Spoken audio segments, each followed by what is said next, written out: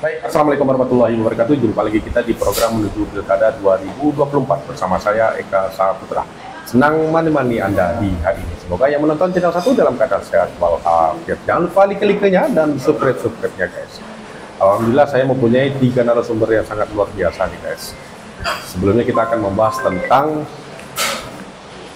minggu lalu Ketua Forum Komunikasi Masyarakat Pemuka Riau, yaitu Dr. Khaidir dan Coach Bastian Masyarakat Riau, yaitu Nasrul Effendi, menyatakan ada 5 poin yang dikeluarkan oleh mereka, yaitu tentang salah satu poinnya yang saya sebutkan adalah menolak Muhammad Nasir dicalonkan sebagai calon gubernur Riau dan menyayangkan partai politik yang mengusung karena tidak melakukan penyaringan secara cermat dan bijak.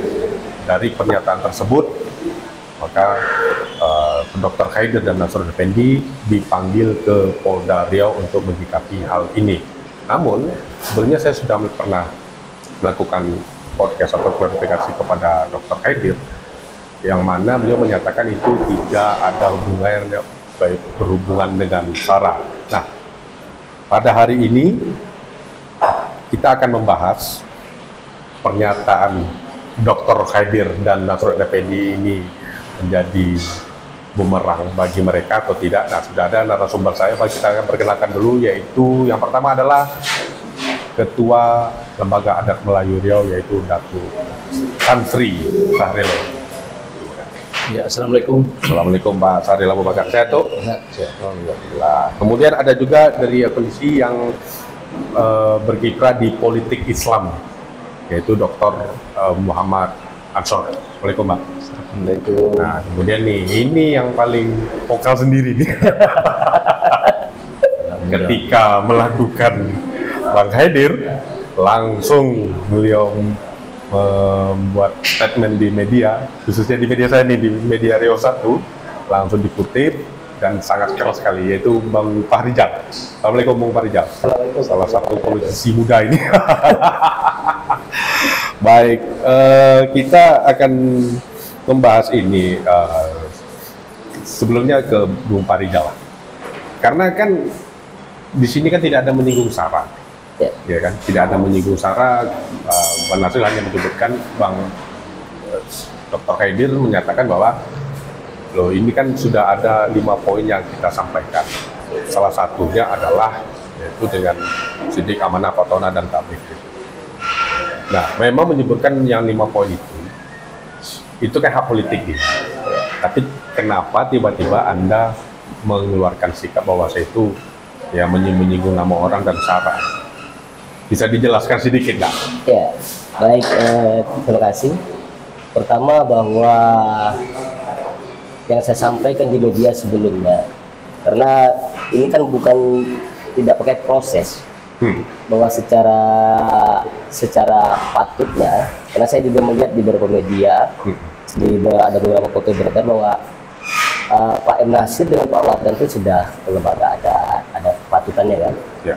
Terus ada juga sudah ketemu sama KPMR. Ya. Ya. Dan kan kita terus lihat perkembangan di media. Ya. Terus prosesnya ini, penolakan yang dilakukan oleh KPMR dengan PPMR itu kan setelah pasangan ini dideklarasikan di acara Partai Gerindra. Ya. Setelah dideklarasikan, kemudian ditolak. Ya. Makanya saya sampaikan bahwa apa yang dilakukan oleh KPMR, Bang Khaidir, kemudian senior-senior saya ini, saya melihatnya bahwa mereka ini genit. Dan saya ini kegenitan politik, karena ini sudah masuk wilayah politik, orang sudah dideklarasikan, secara konstitusional mereka punya hak, secara partai politik memang satu-satunya lembaga, institusi yang bisa mencalonkan itu semua partai politik. Nah, apalagi bahasanya kalau tidak genit. Kalau misalnya dia belum dicalonkan, mungkin sah-sah saja. Sah-sah saja. Dia silakan sampaikan itu ke partai politik. Bang Khaidir kan bukan orang yang baru di partai politik, dia sangat paham dengan hal ini. Makanya saya bilang, kalau dia lakukan ini, dia genit. Atas kegenitan dia ini, atas kegenitan dia ini, konsekuensinya akan ada perdebatan panjang. Ya, tafsir kemudian dari pernyataannya itu Ya, ada beberapa poin memang. Kemudian yang poin yang terbesar itu menolak hak konstitusional orang. Ya. Dan orang itu sedang mendeklarasikan diri. Ya. Memang salah ya hal kayak gitu kalau di mata Anda sendiri? Kalau bagi saya, pertama saya bilang itu begini. Karena itu hak konstitusional orang. Ya. Iya kan? Ya, dalam kemudian beberapa poin itu dia kan itu kan subjektif. Sangat subjektif sekali. Penilaian-penilaian subjektif, kemudian yang saya pikir ya kalau narasinya begitu kan sangat subjektif. Apa yang jadi poinnya ini, poin penolakan itu subjektif, bukan faktual, subjektif. Dia bilang bahwa rahasia umum, ya saya pikir kan yang begitu-begitu kan bukan wilayahnya begitu. Ya, karena memang kalau kita ketahui seharusnya kan kita kalau mau maju kan sah-sah saja. Ya, apakah dia mau memilih ya atau tidak itu kan nanti di suara. Ya maksudnya begini, demokrasi itu adalah ruang untuk menguji semua kandidat ini. Itu ruangnya. Ya. Kalau memang nanti bahwa publik tidak menyukai pasangan ini, ya silakan. Tapi hak konstitusional orang ini harus diakui. Kita kan sudah selesai pada bab itu sumber bangsa ini. Harus sudah selesai, karena ini barang sudah dideklarasikan. Jadi bagi saya, secara pribadi makanya saya dikutip oleh beberapa media, yang kemudian menjadi lucu lagi ini banyak pula menjadi kekanak-kanakan ikut alur berpikirnya begini. Nah itu saja sebenarnya poin yang saya sampaikan di beberapa media, yang dikutip oleh beberapa media. Baik, sekarang kita ke Dato' Sri. Tan Sri, Lembaga Adat Melayu Riau itu melihat seperti apa sih sebenarnya yang terjadi antara pencalonan Muhammad Nasir Wardat itu ketika Bang Haidir ngomong hal kayak gitu? Apakah itu kan kalau Bang Haidir kan bilang nilai-nilai budaya Melayu pada khususnya, apakah ini termasuk dengan penyinggungan masalah nilai-nilai budaya Melayu? Bisa jelaskan? Terima kasih. Jadi mengamati atau membaca pernyataan yang diberikan oleh Bang Haidir Bang Haidir dengan kawan-kawan ya, walaupun ini bukan pendapat pribadi beliau kan, ini pendapat lembaga dengan mengacu kepada adat budaya Melayu tadi. Ya kan? Saya kira itu yang membuat saya terpanggil untuk meluruskan. Artinya dalam pandangan saya sebagai Ketua Umum Dewan Pimpinan Agung Lembaga Adat Melayu Riau, dan kami diskusikan ini dengan beberapa teman-teman di lembaga adat ini tak pas kalau ini dikait-kaitkan dengan budaya Melayu untuk menjadi pemimpin di tanah Melayu ini, karena saya tak bicara individu sebenarnya, tapi sosok yang disebut nama ini, apa yang dengan kawan-kawan tolak itu tak sama gitu. Nggak sama cuman. Karena beliau sudah mewakili masyarakat Riau ini sudah 3 periode di DPR RI. Nah, mewakili Riau. Masih juga ada orang bilang dia bukan orang Riau lagi kan? Ya, karena dia mungkin kan mewakili Riau di DPR RI selama 3 periode, namun kan di satu bahasa itu apa yang telah dibuat Riau selama 3 periode. Secara langsung, man to man atau kepada personal memang mungkin tidak. Tapi Pak Nasir ini, saya selama memimpin Lembaga Adat Melayu Riau yang kebetulan berurusan dengan DPR RI, ya kan, sangat banyak didukung oleh namanya Muhammad Nasir. Baik sebelum periode yang ketiga ini, pada periode kedua, waktu itu kan pergerakan tentang blok rokan ini kan sudah mulai jalan. Beliau membawa rombongan Komisi 7 dan secara khusus mengundang Lembaga Adat Melayu Riau untuk berdialog dengan Komisi 7 di Hotel Pangeran. Nah, beliau waktu itu masih Komisi 7. Ada rombongan yang datang. Waktu itu turun ke Sepron, ya kan? Terusnya sore-sore itu walaupun waktu mereka sempit, tapi mereka ketemu dengan kita. Orang-orang Komisi 7. Dia sudah mulai menjaring aspirasi kita, seperti apa Datuk mau. Tolong sampaikan ke kami, supaya nanti menjadi bahan pembicaraan kami di Jakarta. Ya kan? Duduk dengan Pertamina, dengan pihak-pihak terkait dengan yang lainnya. Itu Pak Nasir itu seperti itu. Nah, sudah itu yang kedua, kalau bilang dia tak berbuat, banyak lah yang sudah dibuatnya. Memang mungkin tak menyinggung kita langsung, tapi masyarakat di bawah kan banyak yang tertolong. Nah, sudah itu lagi, selanjutnya yang bilang tadi, tak masuk dalam konteks orang Riau misalnya, ya kan? Nah, tadi kan sudah mewakili Riau sudah 3 periode. Buktinya ada masyarakat yang memilih. Maaf cakap kalau saya calon anggota DPR mungkin belum tahu ada pilih. Saya dah pernah juga dicalon. Melayu saya ini, Riau saya ini lebih Riau rasanya kan, tapi ini kan masalah pilihan politik masyarakat kan. Ada juga yang memilih dia. 3 kali. 3 kali ya? Bukan sekali. Iya. Kan? Kalau kita berbalik ke diri kita sendiri nanti, ya kan? Akhirnya kita malu juga. Tak ada pilih, ya kan? Orang tak ada pilih.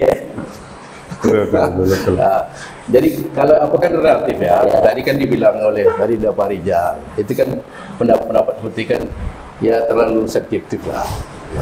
Artinya berarti kan dia dinilai oleh partai politik bahwa dia punya kondisi yang baik, maka dicalonkan lagi.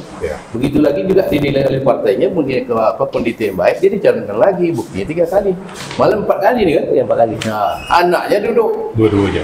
Dua-dua duduk. Jadi di mana tak orang Riau-nya? Situ mengacu lagi kepada keputusan adat kita di lembaga adat Melayu itu.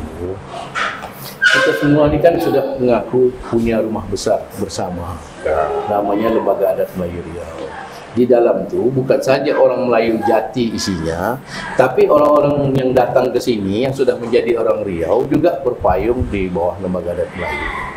Dulu tuh persebatian itu dibuat lebih kurang 32 suku aja tuh. Hari ini sudah 52 di Forum Pembaruan Kebangsaan itu. Bahkan ini menjadi embrio diambil oleh Mendagri Gamawan Fauzi yang mantan Gubernur Sumbar itu sebagai salah contohnya ini. Ada pembaruan suku-suku, inilah jadikan forum embrio dari Forum Pembaruan Kebangsaan. Indonesia yang memakai konsep kita itu. Ya. Kemudian lagi, ini berarti kan udah masuk ini. Siapapun yang datang di sini yang sudah berKTP Riau, mengaku orang Riau, apalagi dia sudah beranak pinak berkeluarga di sini, ya kan? Akhirnya menjadi orang Riau. Jadi kalau untuk definisi yang tadi rasanya tak tepat dialamatkan kepada Pak Nasir kita itu. Apalagi dia juga berpasangan dengan saudara kita Muhammad Wardan. Nah, yang juga tak terbantahkan bagaimana komitmennya terhadap Melayu, komitmennya terhadap daerah. Kita semua kenal lah pikir seorang Pak. Dia memang tidak menyinggung Pak Muhammad Wardan. Tapi pasangannya itu kan sudah bagus. Sudah dideklarasikan masalahnya, Pak. Sudah dideklarasikan kemudian ditolak. Artinya kan menolak kedua-duanya jadi ya. Sepakat kita tolak. Sepakat kita tolak. Iya, barangnya memang sudah terjadi gitu. Iya, beda belum terjadi. Kalau belum terjadi, saya pikir tapi kalau melihat surat rekomendasi, mungkin ke Bang Asor, melihat surat rekomendasi yang diberikan kepada DPP ya, surat-surat tersebut ya untuk menolak atau mempertimbangkan kembali pencalonan Muhammad Nasir sendiri. Bagaimana tanggapan Bapak sebagai seorang politik Islam atau yang melihatnya hal inilah? Ya, terima kasih Bang Ka. Menarik ini diskusi kita terkait bagaimana menghubungkan pemilihan kepala daerah ini dengan politik etnis, agama dan politik, kemudian bagaimana kita meletakkan demokrasi kita dalam konteks keriauan, dalam konteks Riau, demokrasi, etnisitas dan barangkali identitas. Ini saya pikir menarik dan kita juga merasakan arah pergulatan politik kita yang pemilihan gubernur, nanti juga pemilihan kepala daerah itu yang bagaimana tarikan diskursus politik etnis itu menguat gitu kan. Ini menarik. Tadi yang Dewan tanyakan bagaimana kita menyikapi ketika partai sudah mengirimkan, menentukan sikap gitu kan, kelembagaan resmi politik kita itu sudah menentukan bagaimana kita menyikap. Salah satu kunci bagaimana kita membaca itu adalah konsep demokrasi prosedural, demokrasi deliberatif yang menjadi karakter bagaimana kita menjalankan demokrasi ini. Indonesia punya konsep demokrasi Pancasila. Kemudian bagaimana konsep demokrasi itu dijalankan, salah satu prinsipnya adalah bagaimana dia bisa deliberatif. Deliberatif itu artinya apa? Proses demokrasi itu bisa dijalankan pada elemen-elemen formalnya. Apa elemen-elemen formal itu dalam konteks pemilihan kepala daerah? Ya tahapan-tahapan itu. Ada tahapan proses selek, proses di partai politik, pencarian kader, kemudian ada penetapan, rekomendasi, kemudian pengajuan ke pusat diajukan ke pimpinan tinggi partai, kemudian proses penyelenggara pemilihan kepala daerah, KPU dalam konteks ini, sampai ke pemilihan nanti di kotak suara, ini adalah proses demokrasi deliberatif. Dan ketika kita menerima gagak demokrasi sebagai cara kita mencari pemimpin, ya proses itu idealnya kita terima. Memang demokrasi ini bermata banyak kalau saya ini. Memang, tapi kita harus catat bahwa proses politik yang kita jalankan ini adalah sebuah pilihan yang banyak orang bahkan di dunia ini mengatakan itu satu pilihan terbaik dalam mencari pemimpin. Apa karakter demokrasi dalam konteks demokrasi deliberatif ini? Memberi tempat kepada siapapun untuk dipilih dan dipilih, untuk memilih dan dipilih. Dalam konteks ini tidak ada batasan kita. Apalah, tidak ada batasan. Ketika orang melewati proses politik itu, kemudian dia muncul dalam proses itu sebagai calon, maka dia absah untuk masuk dalam kontestasi politik. Nah, jadi saya nggak bicara person to person, tapi saya melihatnya bahwa siapapun yang dalam proses politik deliberatif itu sudah muncul, diputuskan secara absah, ya itulah pilihan yang diberikan kepada rakyat untuk memilih. Ya, bahasa Bung Ijal tadi, biarkan rakyat memilih, tapi itulah prosesnya. Bahwa nanti menilai itu bisa dipilih segala macam, tapi konteksnya adalah seorang dalam identitas yang beragam, bahkan dari elemen yang kaya apapun, ini mendapatkan tempat untuk ikut dalam proses politik elektoral, dipilih dan dipilih. Dan satu hal lagi kita harus juga ini saya ingin tambahkan terkait dengan yang Bang Sahril tadi diskusikan. Ini menarik, memang kita punya Riau ini sekitar seperempat abad yang lalu, 2000-an, dan kita juga ikut dalam proses itu di tengahnya bagaimana penegasan identitas kemelayuan keriauan kita dalam konteks politik itu diartikulasikan. Dan KKR itu adalah yang kedua, KKR pertama, kemudian KKR kedua, itu adalah simbolisasi penegasan identitas, bagaimana kita menegaskan identitas keriauan kita. Memang ada definisi-definisi teknis yang cukup ambigu, tapi secara umum gagasan yang seperti disampaikan oleh Lam tadi, bahwa gagasan kemelayuan kita itu gagasan kemelayuan yang inklusif, itu memberi tempat memang terhubung dengan konsep demokrasi kita, demokrasi deliberatif kita, di mana siapapun itu mendapatkan tempat untuk itu. Dan Lam itu bersikap dewasa dalam konteks ini, bahwa memang kita harus ayomi semua, kita payomi semua untuk bisa mendapatkan tempat disediakan kepada masyarakat untuk bisa berproses sebagai pemimpin politik di tingkat lokal kita. Melayu ini kan identik dengan Melayu lah tadi, ya kan? Mungkin kan FKPR menilai rasanya harus orang Melayu. Ya, tadi kan kalau Melayu Datuk bilang kan banyak. Ini kan banyak nih. Riau ini kan udah bersifat heterogen, jadi kan dari semua etnis saja masuk. Nah, yang Melayu itu mungkin pemikiran mereka, kalau bisa yang betul-betul real Melayu yang bisa duduk di menjadi calon gubernurnya ini. Kan banyak nih sekarang nih ya, ada yang dari sini, walaupun dia lahir di Riau, tapi yang etnis tadi itu memang sangat ini. Sama lah kalau misalnya dia bukan orang Papua nih contoh. Tapi ada orang luar yang masuk ingin jadi gubernur, tentu orang Papua juga menolak. Nah, mungkin kita nggak tahu. Mungkin tanggapan Datuk sendiri atau Pak dosen sendiri gimana? Ya kayak gitu. Saya kira ini kan kita kan punya perasaan-perasaan lah. Iya. Kalau perasaannya kan ada pepatah bukan ungkapan Melayu, ya kan, atau dijadikan pantun ya kan kawan. Kalau ada kalau ada lilin mengapa mesti pakai pelito. Kalau ada orang lain mesti mengapa kalau ada orang kita mengapa pilih orang lain. Kan ada ungkapan. Tak perlu kita sebut secara vulgar. Bagaimana Melayu mengemas? Mungkin di sini mungkin. Ke depan mungkin kita semua, saya tak menyebut nama lembaga atau apa. Kalau yang begini kan mesti lebih, ya karena Riau kan terkenal dengan politik yang santun, yang damai. Melayu itu bersindir, marah dengan menantunya, dia tak akan marah langsung menantunya, ya kan? Dia sindir menantunya, dan sindir dia pukul anak, sindir menantu. Melayu itu begitu. Jadi mungkin seni yang begini nih yang mesti mungkin kita lebih rapikan lagi. Ya tak usah terlalu vulgar, tak suka dengan si Anu gitu kan kita. Ya taruhlah dia tidak boleh menyalahkan seseorang gitu kan. Tapi kan harus yang tadi itu bahasanya harus Melayu asli. Kearifan. Karena ini kan di ruang publik. Hari ini kan kita saja yang di sini dan kita konsekuensi. Dari kita di lembaga adat, orang tua kita dulu mengamanahkan seperti itu, bahwa suku-suku yang lain yang berada di Riau ini sudah bersebati dengan Melayu, dengan Melayu tadi sudah masuk ke Melayu tadi dengan lembaga adat Riau sebagai rumah bersama. Mau tak mau kita terima. Kita ada konsekuensi juga gitu. Ini dari persebatian yang kita bangun, bahwa kita di Riau ini tidak saja orang Melayu, ada yang lain-lain yang di luar kita yang datang ke sini, tapi karena sudah beranak pinak di sini, bermukim di sini, sudah apa di sini, kan sudah disepakati. Maka telah menjadi rumah besar bersamanya.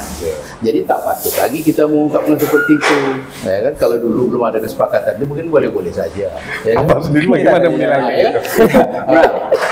Baik, mengajak menantang kita untuk bawa perbincangan yang lebih teknis dan ini tentang bagaimana konsep kemelayuan itu didefinisikan itu kayaknya.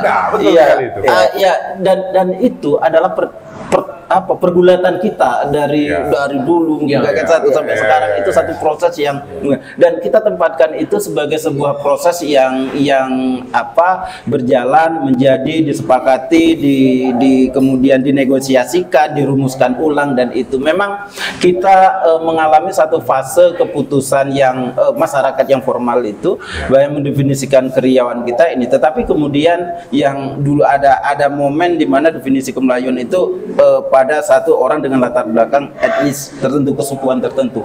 Kemudian gagasan itu berkembang dengan mencakup beragam suku teknis, kemudian yang dirangkum, kemudian berkembang lagi seperti disampaikan oleh Bang Syahril tadi, bagaimana konsep itu. Tapi satu konsep tentang etnis itu adalah satu dinamika yang terus mengalami pergulatan, dan kita memiliki gagasan itu. Kalau kita tengok kilas balik perjalanan kita Riau ini, fase pasca reformasi itu memang ada penegasan tentang bagaimana identitas Melayu itu didefinisikan dan diartikulasikan di ruang publik, dirumuskan dalam kelembagaan civil society, bahkan negara, konteks ini pemerintah di Riau mendefinisikan kemelayuan yang sedemikian rupa. Tetapi perjalanan 20 tahun, 25 tahun terakhir kan kita menyaksikan ada proses negosiasi, dan saya menyebutnya ke arah yang inklusif. Lam tadi sebutkan berkembang dari berapa tadi menjadi 52 suku, menjadi 52, begitu luar biasa perkembangan. Itu menandakan dia sebuah proses yang tapi saya tidak pada poin menghentikan di situ, tapi saya mau katakan adalah definisi Melayu yang kita ini itu kita terima sebagai sebuah proses historis, tetapi kita juga tidak menutup kemungkinan ada negosiasi yang sedang berlangsung dalam masyarakat kita, dalam kelembagaan civil society kita, dalam institusi-institusi formal kita yang saat ini sedang mencari definisi juga, termasuk mengartikulasikan dalam konteks kontestasi elektoral ini akan proses mendefinisikan kemelayuan kita. Makanya ketika misalnya Bung Ijal gugat ini, tidak boleh yang genealogi kemelayuannya ini masuk dalam bursa pilkada. Dia gugat karena dia punya formulasi sendiri tentang bagaimana semestinya dalam konteks sekarang itu Melayu didefinisikan. Tapi satu hal, kalau kita bicara dalam konteks yang lebih luas, kerangka demokrasi yang lebih luas, memang mau nggak mau kita harus menerima tentang gagasan tentang penerimaan keragaman dan bagaimana keragaman itu kita kelola di masyarakat. Jadi kalau kita ingin peradaban kita Melayu sebagai identitas kita, oke, kita terima, dan itulah memang identitas kita. Tetapi kita juga perlu bagaimana merumuskan satu konsep kehidupan kebangsaan ini yang keragaman itu bisa dikelola secara baik, diberi tempat semua elemen-elemen dalam konsep kalau kita ambil Cakravorty Spivak itu postkolonial, bagaimana demokrasi itu bisa memberi tempat terhadap elemen terkecil, siapapun yang tersembunyi di balik sepatu pun itu mendapatkan tempat dalam kancah demokrasi kita. Dan bagaimana konsep demokrasi kemelayuan, identitas identitas Melayu dan demokrasi ini dirumuskan dalam cara yang mengakomodasi kelompok-kelompok manapun ini dalam konteks ini. Ini tantangan kita bersama sebetulnya, tantangan peradaban kita, bagaimana merumuskan gagasan demokrasi yang terhubung dengan kita punya nuansa sendiri, konteks etnisitas dalam ini, oke, kita terima. Tapi kita juga bagaimana bisa mengadaptasi gagasan demokrasi sebagai cara rekrutmen politik yang diterima bangsa-bangsa negara ini sebagai satu pola yang kita formulasikan dalam konteks kita yang humanis, yang deliberatif, yang menerima terhadap keragaman. Di situ saya ini mau, jadi tidak definitif definisi saya tentang Melayu, tapi bagaimana kita menerima adanya kenyataan arah menuju ke sana dari kelompok-kelompok yang punya keragaman definisi. Ya, saya setuju dengan Bang Ansor tadi, karena memang begini, ketika pilkada itu akan menjadi bumerang ketika dia sudah beranak pinak dari orang tuanya dulu, gitu ya. Dia ingin maju untuk salah satu kabupaten lah. Dia berbicara sama saya waktu itu podcast. Kendalanya di situ, ada gap-gap tadi tuh. Nah, bagaimana menyikapi hal-hal kayak gitu? Maka kita kan mengartikan mulai mensosialisasikan ini. Ya. Mengartikan Melayu di sini ini bukan Melayu dalam artian suku. Iya. Melayu di sini kan nilai. Dia berbudaya Melayu, apalagi dia sudah berbahasa Melayu, ditambah lagi karena dari mayoritasnya Islam, dia Islam, ya kan? Itu sudah masuk dalam konsep Melayu. Nah, jadi kita tidak bicara suku. Nah, rasanya kepada yang nama-nama tersebut hari ini sebagai kandidat, semuanya tak ada yang tak dipenuhi syarat itu. Iya betul. Iya kan? Iya betul. Ada semuanya masuk tuh dalam Melayu yang sebagai nilai tadi. Nah, tapi kalau bicara Melayu sebagai suku, ini yang sempit ini. Ada yang sempit. Hajat belum agadan kalau diajak. Pemikiran orang tua-tua kita lebih kurang 50, katakan 53 tahun yang lalu, 54 tahun yang lalu. Itu sudah disadari oleh pendiri-pendiri daerah ini. Karena netizen juga tuh mulutnya lebih pedas juga tuh. Hari ini kalau kita mau cari yang asli betul, siapa yang asli? Siapa yang Melayu betul? Siapa yang Melayu? Berarti lah turunan, ya kan? Turunan kita dah bercampur-campur. Kalau Bung Faridja sendiri bagaimana menilainya? Makanya saya menulis di media itu, saya sebagai pelajar luar. Sebenarnya saya ingin sindir ini orang tua. Itu Melayunya saya menyindir Bang Haidir. Saya itu budak Melayu, concong luar. Entah mana paling Melayu tuh antara orang concong. Itu sudah dengan kampungnya Bang Haidir. Tapi itu cara saya memberikan kesadaran bahwa bab-bab ini harusnya sudah selesai. Generasi kami tidak pada bab itu lagi. Generasi kami ingin bangun Riau. Nah, karena gini sebelum sekian, pada generasi sekarang ini, kalau dia ikut ke atas, mungkin 4 turunan macam ni. Jadi saya dia 3 dan 4 data saya. Ada Jawanya, ada Sumatera Utaranya, karena memang Riau ni dulu memang begini lah. Sama kayak misalnya uyut-uyut satu orang air molek gitu kan. Dari mana datangnya kan, dia membuka air molek kan, itu udah labu juga. Memang susah kalau dicari Melayu asli tadi. Yang original itu mana? Maka saya bilang tercontoh laut Melayu tua tuh. Iya, apalagi generasi penilaian yang sekarang tak ada lagi. Tak ada. Menantu kita tuh. Ada yang ngasih buan, ada yang Jawa, ada ipo-ipo itu. Tapi memang di satu sisi ya para netizen, kalau kita bicara netizen payah gitu ya, karena mereka maha benar. Kalau yang maha kuasa. Kalau yang maha kuasa gitu kan. Ya karena di satu sisi pingin Melayu banget. Ya itu hak pilih. Itu hak pilih. Kan. Kalau kita ya itu nanti kan tergantung bilik suara. Ya kita jual itu kan program, apakah menjual atau tidak. Nah kalau menurut atau Pak dosen atau Bung Rijal sendiri, pilkada 2024 khususnya di gubernur ini seperti apa sih pandangannya? Terus saya dulu ya. Bukan saya dulu. Datuk lah dulu. Keinginan di generasi yang lebih inilah. Ya. Ke depan ini kita juga tak bisa berharap dengan yang nama harus orang saya, harus orang kita, harus orang ini. Karena sudah kita buktikan pemilihan gubernur ini kan tidak 1-2 kali, sudah berkali-kali sudah kita laksanakan. Ya kan? Karena yang jantung hati kita itu betul tak melaksanakan apa yang amanahkan dulu. Hati mati-mati kita memilih dia mati-matian. Ya kan? Pasang badan kita dulu berkelahi je. Tapi sudah duduk tengok apa tidak. Ya kan? Jadi saya sudah sampai pada titik itu. Tak usahlah, ya kan, menjadi pendukung fanatik itu, tak usah. Hari ini kepentingan bicara itu tak ada, kepentingan politik.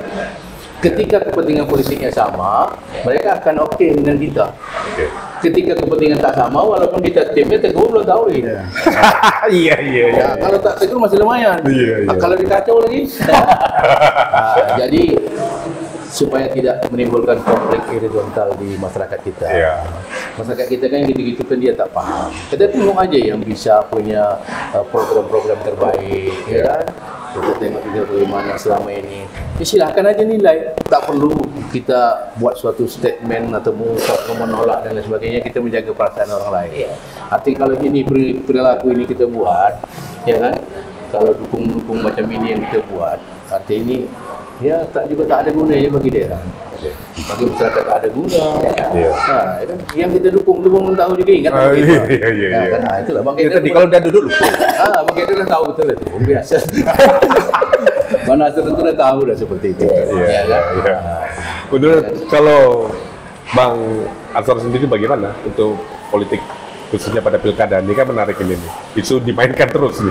Ya, kita sebagai barangkali kita sebagai kelas menengah elit masyarakat itu ya bagaimana kita memberi kesempatan kepada masyarakat untuk memilih, menentukan pilihan ini. Tugas kita adalah barangkali yang tugas pendukung salah satu kandidat adalah menjelaskan bahwa ini mereka punya track record seperti ini, punya kontribusi terhadap proses kebangsaan terhadap Riau barangkali seperti ini, sudah berubah seperti ini. Kita menjelaskan itu. Kita sebagai kelembagaan civil society juga memberi penjelasan yang cukup terhadap masyarakat untuk bisa memberi pilihan ini. Saya berpikir bahwa ini adalah momen demokrasi deliberatif, di mana keputusan tertinggi itu ada di tangan rakyat. Kita jelaskan mana yang terbaik, tapi kita juga perlu ingatkan kepada masyarakat, cari yang punya track record yang bagus, cari yang punya pemikiran, visi yang jelas tentang bagaimana mengelola Riau ke depan.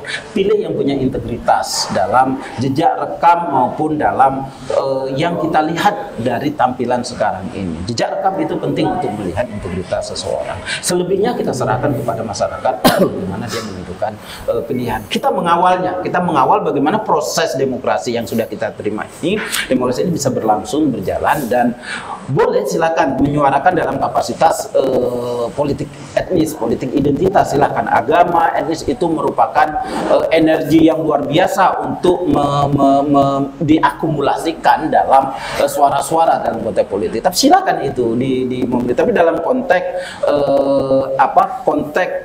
kontestan ya, dalam konteks masyarakat, kelompok-kelompok masyarakat menyuarakan itu. Tetapi ketika kita bicara dalam kelembagaan formal dalam masyarakat, institusi negara, kita juga harus berselektif mengenai gagasan-gagasan itu, menyampaikan gagasan-gagasan itu, dan bergerak pada konteks regulasi yang ada di dalam konteks negara kita. Jadi kita mengawal itu posisi kita. Selebihnya kita serahkan kepada masyarakat untuk menentukan pilihan terbaik yang sudah disediakan ini. Arahnya waktu dekat kita akan terlihat. Sekarang kita sudah melihat arahnya akan terlihat lebih formal, siapa kandidat-kandidat yang resmi ini ikut dalam proses politik itu, dan tugas kita adalah mengawal masyarakat untuk mendapatkan pilihan, menentukan pilihan yang terbaik mereka. Tugas kita di situ.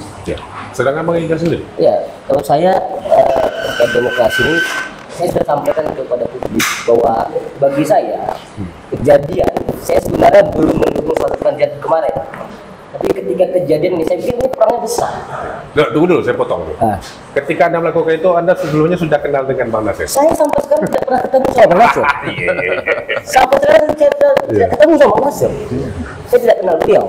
Ya, tapi penolakan ini, saya pikir ini bagi saya perangnya ideologis. Untuk dianya, kalau kita ingin maju, kita ingin bicara 2025, visi Riau 2020 itu menjadi pusat kebudayaan di Asia Tenggara, ya kan? Di revisi kemudian pada menjadi visi Riau 2025, dan itu 1 tahun ke depan lagi. Kita harus mewujudkan visi itu. Nah, sekarang kita melihat ada saya bicara mundur lagi, menurut saya mundur. Nah, atas kemunduran tentu bagi saya ini penting saya perjuangkan, saya sampaikan kepada publik bahwa kita generasi muda yang seusia saya, generasi muda yang seusia saya ini sudah tidak bicara pada itu lagi. Kami tentang Riau ini. Ya sudah, siapa mau jadi asal prosedur demokrasi yang terpenuhi, ya sudah masuk kontestasi. Tidak ada orang yang perlu dizalimi di sini. Menurut saya ini zalim. Kalau bagi saya ya, kalau bagi datu-datu, bagi akademisi tidak. Tapi bagi saya, karena saya aktif di beberapa lembaga, bagi saya ini zalim. Jangan masuk wilayah itu lagi kita, jangan mundur. Gimana kita mau bicara kita Asia Tenggara? Pembahasannya masih bab lama gitu. Yuk kita bahas bab baru. Bab tahun 70. Bab tahun 70 lagi Tantri. Jadi kalau saya tuh, yuk kita bicara bagaimana mewujudkan visi besar Riau ini, menjadikan Riau ini pusat. Ini kita di Asia Tenggara, itu kan. Jadi orang Asia Tenggara bisa ngomong, Melayu cara Riau tuh segitu cuman. Gitu loh. Ini penting bagi saya. Kenapa saya bilang? Bagi saya Bang Haidir itu adalah senior saya, mulai dari saya dari kampus, dia sering membantu saya tuh, Tan Sri. Tapi pada bab ini, saya bilang banyak juga senior yang saya tetap baik sama beliau. Saya berdiskusi dengan beliau, tapi beliau kan saya belum berkomunikasi sama dia karena perdebatan ini. Saya bilang kemarin dia genit, dia genitnya ditunjukkannya dengan menyampaikan surat itu kepada partai politik. Artinya ini masih babnya bab politik bagi saya. Kalau dia melakukan bab politik, maka saya melakukan bab politik juga. Tapi kalau saya mau diskusi, ayo saya bikin kok itu saya selesai insya Allah. Tapi menurut Datuk, menurut Pak dosen, menurut Bung Rijal sendiri, kira-kira apa kita sudahi aja? Maksudnya ya itu mungkin pernyataan karena kan sudah dipanggil ke pihak kepolisian. Dalam arti kata begini, mungkin masyarakat menilai ya, kalau menurut pandangan saya gitu ya, mungkin bisa dibantah juga atau karena ketika dia dipanggil polisi, mungkin konotasinya berbeda lagi tuh, masyarakat malah melihat berbeda. Saya kira langkah-langkah mungkin diambil pihak kepolisian kan tentu sebagai pihak keamanan, wajar saja mereka mengambil langkah-langkah pencegahan. Jangan sampai pilkada ini menjadi ajang konflik horizontal. Sementara ini kan baru mau mulai, ya kan? Belum kan? Baru masuk tahapan-tahapan penjaringan. Kalau nanti masuk ke tahapan mulai kampanye atau apa, awal-awal panas seperti ini, ya kan? Dikhawatirkan mungkin oleh aparat, tapi mungkin dengan telah dipanggil, mungkin sudah Bang Haidir dan Mana sudah menjelaskan. Saya kira polisi pun tidak perlu mengambil sampai ke langkah hukum. Saya kira tak. Maka saya sudah ada menyatakan dalam salah satu media sebenarnya, tapi belum keluar dia rasa. Ya kita bertabayun saja. Bertabayun. Nah, semua elemen kita ini karena sudah kita temukan ternyata, ya kan, yang ditolak ini tidak ada yang melanggar melanggar aturan-aturan kita, baik secara hukum formal maupun secara adat, kesepakatan yang sudah dibuat oleh masyarakat adat, ya kan. Artinya kita berikanlah hak demokrasi kepada semua insan ini, karena kita juga menjaga ke depan generasi milenial tadi ini. Agak susah kita mungkin pada tahun 70-an kita masih bisa wah ini orang ini masih bisa. Tapi kalau sudah pada era sekarang ini sudah beranak pinak, udah nikah dengan udah payah kita, ya kan, mencari kemana sebetulnya nanti satu orang itu bisa 4 turunannya, ya kan, bisa lipat 5 cabang kita kemana-mana. Betul. Pada generasi ini, mungkin generasi saya mungkin masih bisa. Iya. Maka Bung Fajar tadi Bung Rijal tadi agak kuat marahnya. Karena payah nanti nih kalau menentukan ini besok macam ini, kriteria ini dibawa pada arah ke depan. Tak ada yang bisa maju jadi gubernur. Dia yang muda-muda ini memang perlu kontrol sosial tadi itu. Sesuatu hal yang kurang maka yang belok-belok itu diluruskan sama beliau. Ya, karena mereka kan pembaurannya kan lebih dahsyat daripada kami hidup dalam generasi yang heterogen. Sangat heterogen. Apa sendiri melihat tadi kalau ketika dilaporkan itu apakah mengurangi elektabilitas? Ya, saya mau kontekkan ini dalam konteks yang lebih abstraktif lagi. Dalam konteks mengelola keragaman aspirasi yang sampai dipolisikan tadi. Ada 3 model yang selama ini ditempuh orang dalam bagaimana tata kelola keragaman, termasuk keragaman budaya politik, pilihan politik kita itu. Yang pertama, ada model dalam tata kelola keragaman itu yang memberi ruang kepada negara untuk mendefinisikan mana yang salah satu terbaik itu. Maka ini model yang diambil oleh Favisisme, di mana secara politik negara mendefinisikan apa yang baik dan buruk bagi masyarakat. Ini nggak baik, negara ambil keputusan, selesaikan. Terus yang kedua itu antara lain apa? Ada banyak teori di sini. Dia berpikir bahwa didialogkan di masyarakat, didiskususkan, negara mengelola itu sehingga negara bisa mengatur keragaman itu, bagaimana dia bisa mendapatkan tempat untuk masing-masing entitas sosial itu bisa hidup, dan negara perlu hadir dalam mengelola keragaman aspirasi itu. Negara tidak pada posisi yang ambil blok salah satu, negara tidak mengambil blok salah satu, tapi dia memfasilitasi itu. Kemudian negara memberi ruang kepada masyarakat dalam proses demokrasi itu merumuskan mana yang ideal dalam konteks kita. Keputusan negara kita hargai. Kemudian yang ketiga, ada model yang ketiga itu didialogkan secara habis-habisan dalam masyarakat. Bagaimana masyarakat mencari mana yang kebaikan bersama ini, mana yang perlu. Ini kita punya pilihan-pilihan. Ada model pertama, kedua, ketiga, tapi saya tidak berharap model yang pertama dalam konteks menyelesaikan yang nanti negara mendefinisikan ini tidak baik, kemudian dia rumuskan penjarakan, nggak tepat. Nggak perlulah kita bawa kasus yang soal perbedaan aspirasi ini sampai ke urusan penjara, tapi diskursuskan aja di ruang publik. Nanti ada saatnya kita percayakan dalam konstitusi kita, negara kita yang memberi ruang kepada keragaman. Konteks politik kita yang deliberatif tadi telah memberi kesempatan untuk itu, dan silakan bermain, silakan berdebat di ruang publik, dan jangan sampai pada tindakan yang fasis tadi untuk mendefinisikan mana yang Melayu dan mana yang tidak Melayu dalam konteks politik itu. Saya pikir itu ini, Bang. Baik. Mungkin terakhir ada yang disampaikan oleh Datuk Sri dan Bang Ansor dan Bang Rijal, tapi kita kasih kesempatan untuk Datuk Sri. Baik, kita kembali kepada ungkapan orang tua, ketuku batang ke takal, ketiga kali moyang, sesuku kita seasal, senenek kita semoyang. Tapi kembali aja lah ke sana. Siapapun yang ikut dalam pertarungan ini, sesuai nama-nama yang sudah beredar hari ini, rasanya kita semoyang semua lah, ya kan? Senenek semoyang. Cuman tidak, ya kan? Terakhir itu, memang sesama, kata Somad, kau adalah saudaraku seiman, sesama Muslim. Akhirnya ke situ. Kita lapangkan kampung kita ini supaya orang-orang terbaik bisa tampil dari celah-celah batu manapun, bahasa Pak Doktor tadi, ya kan?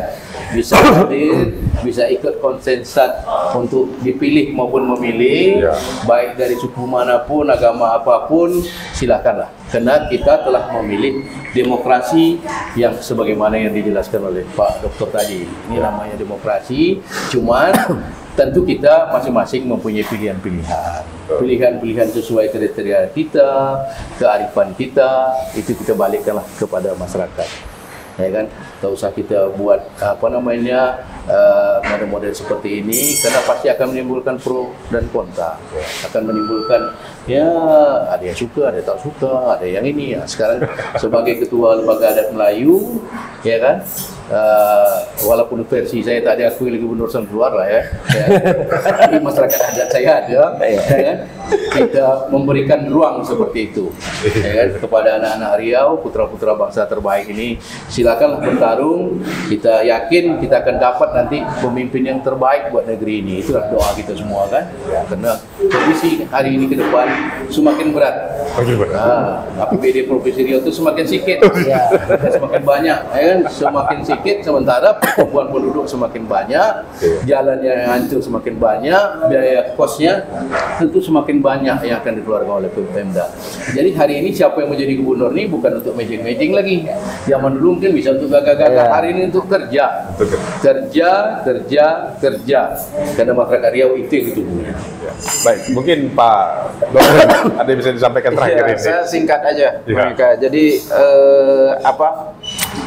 kita hargai proses demokrasi yang sedang berlangsung ini. Kita kawal agar demokrasi elektoral kita, politik elektoral kita berkualitas, kemudian masyarakat mendapatkan pilihan itu. Kita edukasi masyarakat untuk menentukan pilihan mereka, mencari yang terbaik, karena mereka lah yang punya kekuasaan untuk menentukan siapa yang akan memimpin Riau ke depan. Tentu kita beri kesempatan kepada mereka untuk mendapatkan informasi yang semaksimal mungkin, sebanyak mungkin, agar pilihan mereka itu memang didasarkan pada pertimbangan-pertimbangan yang matang dan tepat untuk Riau ke depan. Ya. Mungkin Bung Farijal sendiri? Ya, kalau saya sebagai di generasi kami, ini di generasi kami, Generasi saya yang milenial atau apa nih, Gen Z? Kalau saya milenial. Oh, okay, kalau saya masuk generasi milenial. Kalau Gen Z mungkin lebih gawat lagi dari saya nih. Kalau saya Gen Z yang ngomong di sini mungkin lebih gawat dari saya. Generasi saya, langsung aksi dia. Apalagi kalau diprovokasi, gitu. Tentu kami di generasi kami berharap bahwa kami punya mimpi besar dalam Riau. Perdebatan ini memang dulu kami berdebat soal ini, dan kami sudah finalkan bahwa yuk kita bicara keriauan saja. Ya, bab-bab itu mungkin bab-bab kalau kami bilang di generasi kami ini, kalau kami bicara di kampung kami boleh lah, atau bikin kopi kampung kami itu. Tapi kita ini bicara mimpi besar Riau. Nah, dan maka bab itu kekecewaan saya sedikit saja. Bab ini bukan bab yang kita ada mimpi besar Riau 2025 itu. Dan mimpi besar itu. Itu mimpi besar yang sudah disepakati dalam konsensus masyarakat Riau. Nah, kami berharap ada parodi politik yang ditampilkan oleh senior-senior ini bukan bab itu lagi, tapi bab yang menyampaikan siapa sih dari semua kandidatnya yang bicara visi. Itu harapan kami. Pertontonkanlah itu, teater itu yang harus ditontonkan oleh para senior ini, sehingga kami ini juga bisa dewasa. Kan nggak elok juga kami, Tan Sri, harus berdebat saya sama Bang Haidir di publik dalam persoalan itu. Sementara Bang Haidir senior saya, orang yang saya hormati, yang saya sering berdiskusi, gitu. Tapi karena ini masuknya wilayah publik, bagi saya ini substansial, bagi saya ini adalah perjuangan yang saya harus perjuangkan, maka saya siap berhadapan. Berarti memang kita akan bisa pertemukan lah antara Dr. Haidir dengan Farijal ya. Kalau saya insya Allah tabayun sama beliau dia senior saya. Berikutnya. Untuk sisi berikutnya ya. Permasalahan ini bertabayun. Masalah ini dengan Dr. Haidir clear atau gimana nih ceritanya nih? Bertabayun lah ya intinya ya. Ya, insya Allah clear. Kalau sudah pada konteks berpikirnya sama, bahwa kita bicara yang lebih besar untuk Riau ini, bab-bab mundur ini kita kesampingkan.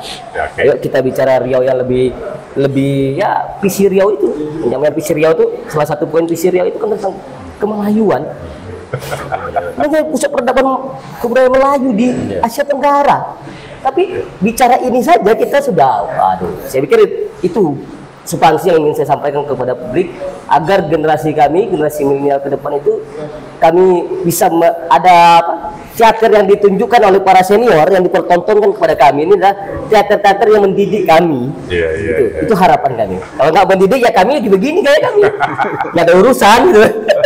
Walaupun saya tidak kenal sama Bang Nasir sebagai kandidat, tidak pernah berkomunikasi, gaya kami milenial begitu. Kami bukan soal Pak Nasirnya. Gitu.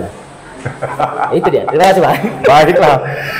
Itu tadi bincang-bincang kita bersama 3 narasumber. Terima kasih untuk Datuk Sri Sariwan Bakar yang telah datang ke undangan kami ini. Terima kasih Pak Dr. Muhammad Ansor dan Bung Farijal, pemuda milenial guys. Yang sangat bersuara, yang sangat bersemangat sekali. Ya, kita akan tunggu nanti pada tanggal 27 Agustus beberapa bakal calon gubernur Riau akan datang ke kantor Komisi Pemilihan Umum untuk mendaftar, dan pada tanggal 24 September nanti KPU resmi menetapkan calon gubernur Riau, dan 27 November kita akan memasuki bilik suara untuk memilih calon kepala daerah. Pilihlah dengan hati kita sendiri, lihat program dan visi misi apa yang akan bisa membuat Riau menjadi lebih baik tentunya ke depan. Saya Eka Saputra, mundur diri dulu. Wassalamualaikum warahmatullahi wabarakatuh.